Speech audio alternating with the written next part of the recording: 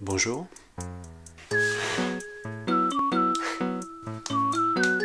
Avant toute chose, namasté, un grand merci à vous tous. La chaîne vient juste de dépasser les 100 abonnés, ce qui est un petit pas pour l'homme, mais un grand pas pour mon ego.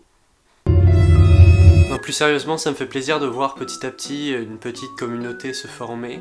Et puis j'espère que ça va continuer comme ça. Plus de musique, de chansons, de compositions arrivera très prochainement. J'ai pas beaucoup de temps pour m'y consacrer en ce moment, comme vous pouvez le constater, le cadre a changé. J'étais pas mal occupé ces derniers temps, mais ça va arriver. En attendant, petit message introductif pour vous expliquer le principe de cette vidéo. Donc pour la toute première fois en 2017, la Société mathématique de France a organisé un concours à l'intention des élèves de licence et de master. Donc le principe c'est que les candidats reçoivent 10 problèmes, chacun dans 10 thématiques mathématiques différentes, et ils ont 10 jours pour répondre au maximum de problèmes de manière la plus satisfaisante possible. Comme vous pouvez vous en douter, si j'en parle, c'est parce que je me suis inscrit à ce concours sans ambition personnelle particulière. J'y voyais plutôt l'occasion de tenir un petit journal de bord, histoire de vous faire partager à minima une espèce de petite expérience de recherche mathématique. Donc au-delà de la technicité ou la complexité des problèmes, l'idée c'était plutôt de vous donner un aperçu de à quoi ça peut ressembler de réfléchir à des problèmes de maths. Voilà, je sais pas du tout s'il y a un public pour ce genre de choses sur YouTube, mais bon, je me suis dit que ça pourrait être une expérience intéressante pour les non-initiés, les moldus, de découvrir un peu ce que ça peut être de travailler sur des problèmes de maths. Et voilà, je pense que typiquement quand j'étais au lycée et que je commençais à m'intéresser un petit peu aux mathématiques, c'est vraiment le genre de vidéo qui m'aurait parlé, je pense. Sur ce, je vous laisse avec mon double du passé, et je vous dis à très bientôt.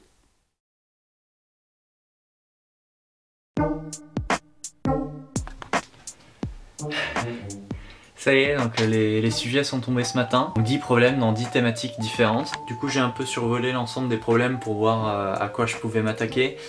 C'est assez dur quand même dans l'ensemble. Tout je pense n'est pas à ma portée dans la mesure où je suis largement pas spécialiste dans tous ces domaines. Je suis assez confiant sur les problèmes d'analyse, de modélisation, de proba. À mon avis, je devrais pouvoir m'en sortir et écrire quelques trucs. Mais pour le moment, aujourd'hui, je me suis intéressé au problème de modélisation qui est assez marrant. Donc l'énoncé c'est qu'on a une route, on a un mec qui est ici, et il veut se rendre de l'autre côté de la route mais en plus en se déplaçant vers l'ouest quoi. Et en gros, à la fois il veut trouver le chemin le plus rapide pour aller de là à là, ce qui serait spontanément juste une ligne droite, mais à la fois il y a une espèce de risque à traverser la route, et il y a un risque qui est d'autant plus grand qu'il se situe au milieu de la route. Donc là il y a un risque important en gros. Donc quand le risque est très important, ce qu'on a tendance à faire, c'est à tracer pour traverser la route le plus vite possible et ensuite rejoindre le point qu'on veut rejoindre. Et en gros, il faut essayer de trouver le chemin optimal, qui est un peu la valeur moyenne de ce truc-là et de ce truc-là. Donc en gros, on s'attend à peut-être un chemin un peu comme ça. Et à la fois, je suis en train de me dire qu'il y a peut-être un lien avec des problèmes de réfraction de la lumière, au sens où s'il y a vraiment un gros danger en plein milieu et que là ça reste assez cool, on va avoir tendance à suivre la ligne droite au début.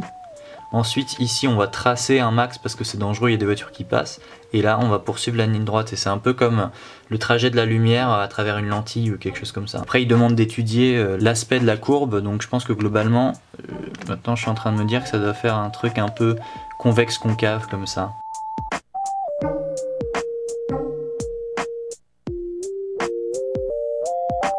Il s'agit de montrer l'existence et l'unicité d'un meilleur chemin possible. J'ai à peu près réussi à démontrer l'existence, je pense. C'est peut-être pas la manière la plus optimale de la voir, mais c'est relativement joli avec des petits arguments, enfin des gros arguments d'analyse fonctionnelle, de compacité faible dans des espaces un peu bizarres.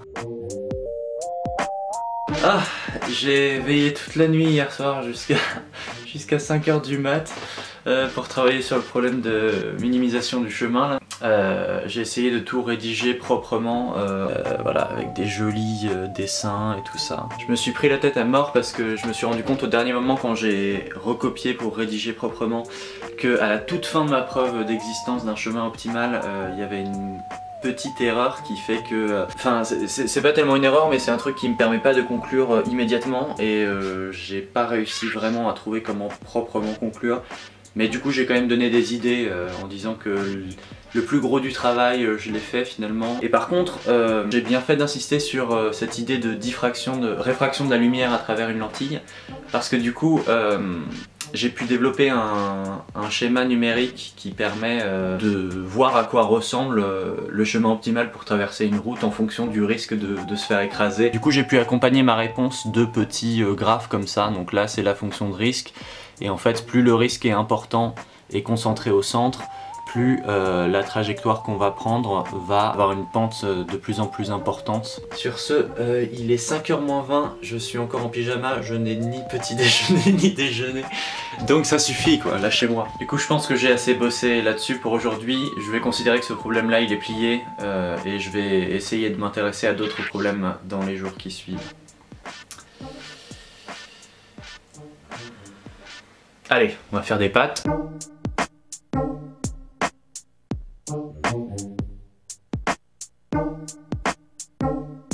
Bonjour, nous sommes vendredi.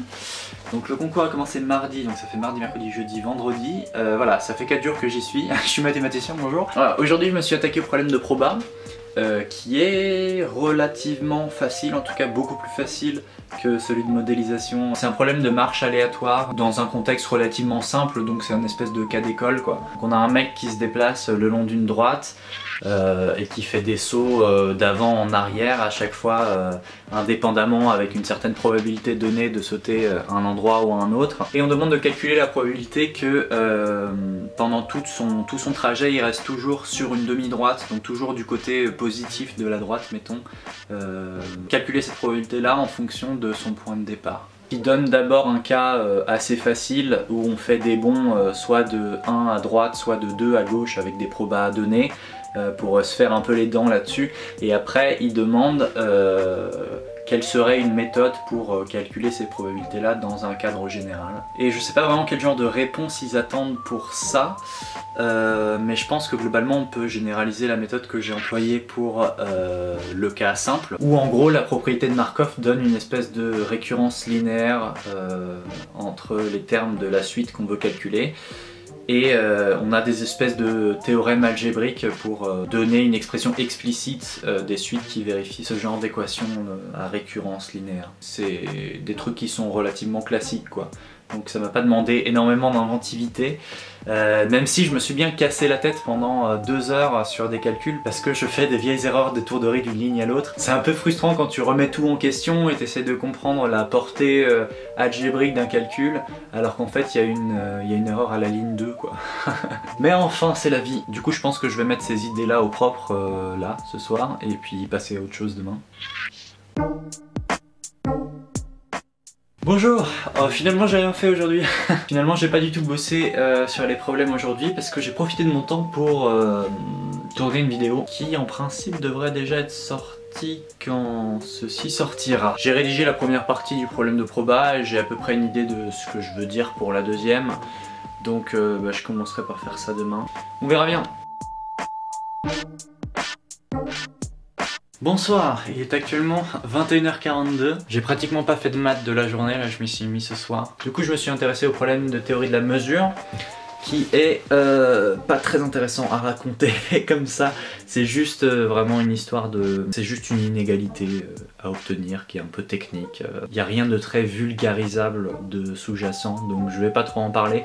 Mais ça fait un moment que je me prends la tête avec je ne sais combien de feuilles de brouillon pour réussir à démontrer cette inégalité. C'est vraiment débile en plus, hein. Enfin la première partie c'est vraiment débile, c'est un petit truc avec des nombres, il y en a qui sont positifs, d'autres négatifs, tu prends la somme et tu regardes des inégalités sur les valeurs absolues, enfin c'est vraiment très bête. Il s'agissait de démontrer une inégalité comme ça, où les BI sont positifs et la somme des AI égale 0. Et c'est vraiment tout bête hein, comme énoncé, mais ça m'a pris du temps de trouver comment faire. Donc la première partie du problème c'est fait. Et il restera après à faire la version abstraite, version théorie de la mesure, c'est-à-dire qu'au lieu de sommer un nombre fini de nombres, on intègre une fonction sur un espace mesuré abstrait. On a vraiment l'équivalent de cette inégalité là. Donc bon, je vais m'attaquer à ça tant que je suis encore un peu motivé.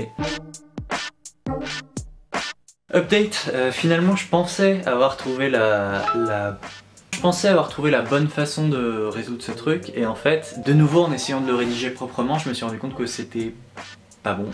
Et en fait c'est un peu plus compliqué que ça, donc du coup j'ai passé de nouveau 1 heure à galérer avec mes inégalités pour essayer de trouver quelque chose qui va bien. Et j'ai finalement trouvé, mon dieu, après avoir cassé le truc pour voir de manière élémentaire qu'est-ce qu'il fallait vraiment que je démontre. En fait ce que je me suis rendu compte surtout c'est qu'il y avait une histoire d'homogénéité. Dans ce que j'avais écrit avant, tous les trucs dépendaient de A fois B. Quand on regarde l'inégalité qu'on doit démontrer, en fait si je passe ce truc là de l'autre côté là, je vois que l'homogénéité c'est plutôt A fois B au carré, donc quelque part il fallait qu'il y ait un produit qui intervienne. C'est pour ça que c'est un peu plus subtil que ce que j'avais fait. Et au final l'idée c'était bien de casser la somme en deux en fonction des termes positifs et négatifs, mais après il fallait prendre le produit de ces deux termes, qui est un truc complètement, enfin un truc auquel on pense pas du tout quoi. Si je casse ma somme en deux termes, ce que j'ai envie de faire c'est les sommer ou sommer leurs opposés ou des trucs comme ça, faire des relations avec les sommes. Mais non, en fait il faut casser la somme en deux et après prendre le produit des deux bouts, ce qui est pas évident. Mais j'ai vraiment réussi à penser à ça grâce à cette histoire d'homogénéité de l'équation. Voilà, tout ça pour dire que j'ai passé, je sais pas, 2 heures ou 3 heures à démontrer ce vieux truc. Mais quelque part c'est pas des heures de perdu, parce que ça apprend à exploiter les symétries des formules pour essayer de comprendre par quel bout les prendre pour les démontrer. Bon, en tout cas cette fois-ci je suis convaincu de mon inégalité, donc si ça se trouve ce truc là peut être bouclé d'ici ce soir. Il est déjà 11h moins 10. Mais j'ai un peu envie de terminer ça maintenant. Comme ça j'arrête le petit moulin et ça tourne pas dans ma tête toute la nuit et demain et tout ça. Je suis content de moi, je suis content de moi. À la fois je suis content et à la fois maintenant je revois le raisonnement et je me dis c'était quand même simple quoi. Enfin une fois que tu le vois écrit tu te dis c'est quand même bête d'avoir passé 3 heures à trouver ça. Allez je m'y remets, je vous dirai demain comment ça s'est passé. Maths du soir, bonsoir. Bon, j'ai été pas mal occupé aujourd'hui, mais j'ai quand même fini le problème de théorie de la mesure hier soir, donc ça c'est fait. Et là, j'ai regardé un petit peu le problème d'analyse, qui, encore une fois, est un peu technique, hein. C'est pas le genre de truc que je peux vulgariser facilement, mais enfin, c'était à prévoir. Je veux dire, la majorité des problèmes, c'est des trucs qui se passent dans des espaces très abstraits, et on fait des choses très abstraites. Dont il est difficile de parler sans termes techniques. Bon, ce problème d'analyse, c'est un problème de série de Fourier, donc bon, on a des espèces de signaux périodiques qu'on essaie de décomposer dans une base la plus simple possible. C'est l'idée merveilleuse de Fourier. Donc un signal périodique qui se décompose là-dedans avec des coefficients qui sont ceux-là, là, les F chapeaux, et puis on étudie les multiplicateurs qui sont les trucs où en gros c'est des actions qu'on peut faire, on multiplie tous les coefficients du signal par ces données là, Mn, et puis on appelle ça un multiplicateur quand en faisant ça on obtient une action qui est continue sur le signal qui est donné par ça, enfin bon bref. Donc on fait ça dans différents espaces et on essaie de caractériser quels sont les multiplicateurs dans différents espaces. Bon, c'est un bon gros truc d'analyse fonctionnelle, d'analyse de Fourier mais d'analyse fonctionnelle avec des espèces de Sobolev, des espèces d'espaces de fonctions qui sont pas vraiment des fonctions mais des trucs un peu abstraits dans lesquels on peut dériver un certain nombre de fois. En dimension 1 il s'agit de montrer que les multiplicateurs sont exactement les mesures boréliennes, les transformés de Fourier de mesures boréliennes bornées. Oui, je balance des termes techniques à ce stade. J'ai arrêté d'essayer d'expliquer en termes simples, je balance juste les termes techniques. Et bon, bah j'ai presque réussi à faire ça. Et donc ce qu'ils veulent dire c'est que ça c'est un phénomène qui n'arrive qu'en dimension 1. Et après en dimension supérieure à 1, on a des multiplicateurs assez étranges qui ne se représentent plus comme simplement l'action d'une mesure borélienne. C'est un peu difficile à comprendre ce phénomène qui apparaît quand on dépasse la dimension 1. En analyse fonctionnelle, c'est connu comme ça qu'il y a un lien entre la dimension de l'espace et la régularité des fonctions sur ces espaces. Et en gros, plus la dimension est grande, plus c'est difficile d'avoir des fonctions régulières. On a des trucs comme ça, des injections entre espaces qu'on appelle injections de Sobolev qui te disent en gros quelle régularité tu peux espérer en fonction de la dimension de ton espace sur lesquels tes fonctions vivent. Et là, donc en dimension 1, tout se passe bien parce que toutes les fonctions de W11, elles sont continues. Et donc ça c'est bien parce que ça permet de définir un bon truc. Voilà. Oh. Et je sais pas pourquoi je m'obstine à vous raconter tout ça puisque c'est très probablement du charabia. Mais bon, je sais pas, ça peut être intéressant aussi d'entendre des termes techniques comme ça. C'est pas tous les jours qu'on peut prendre le temps d'avoir une conversation mathématique en face à face comme ça. Bon, sur ce, je vais m'arrêter là, hein. Je vais pas trop m'entêter ce soir. Je vais plutôt me faire à dîner. et me coucher pas trop tard. Beau programme.